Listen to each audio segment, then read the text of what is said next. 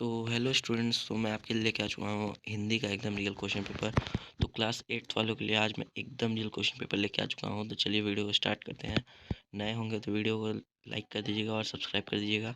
चलिए वीडियो को स्टार्ट करते हैं। तो चलिए, जैसे कि आप लोग पहला प्रश्न देख सकते हैं।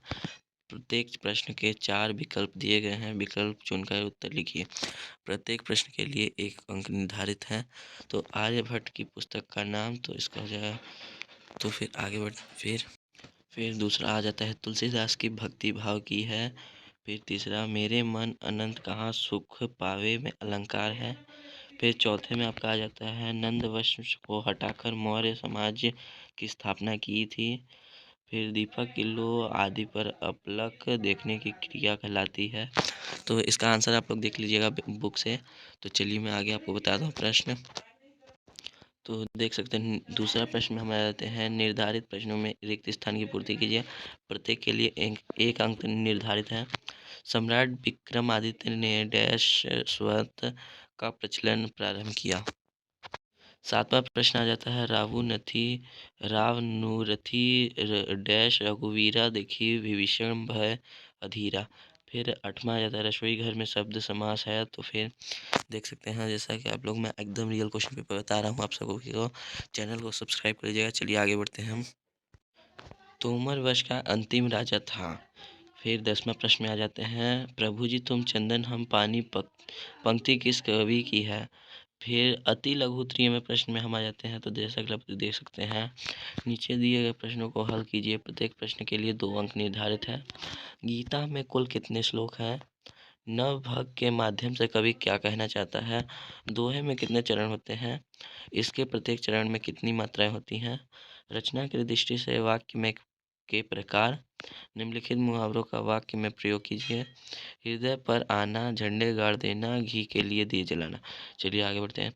16 ध्यान कितने प्रकार की होते हैं, उनके नाम भी लिखिए।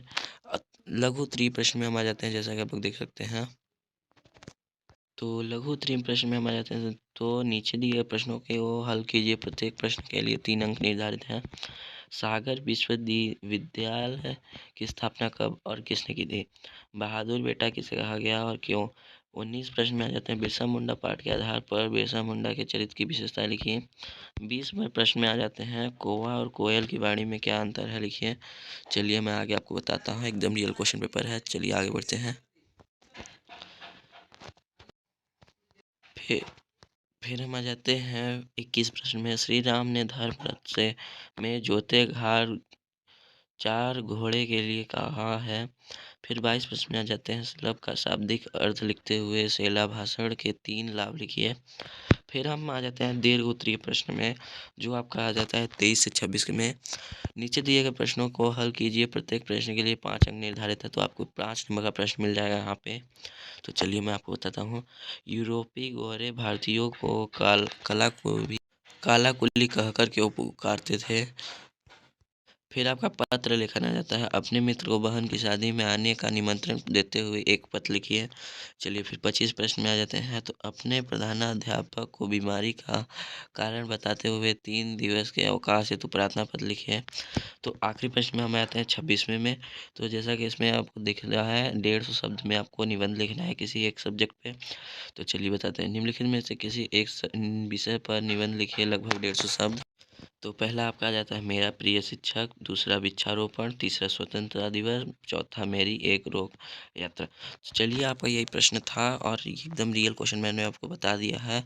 तो आप ज़रूर पढ़िएगा इसको और एकदम अच्छे मार्क लाइएगा। Thank you so much. चलिए वीडियो को एंड करते हैं।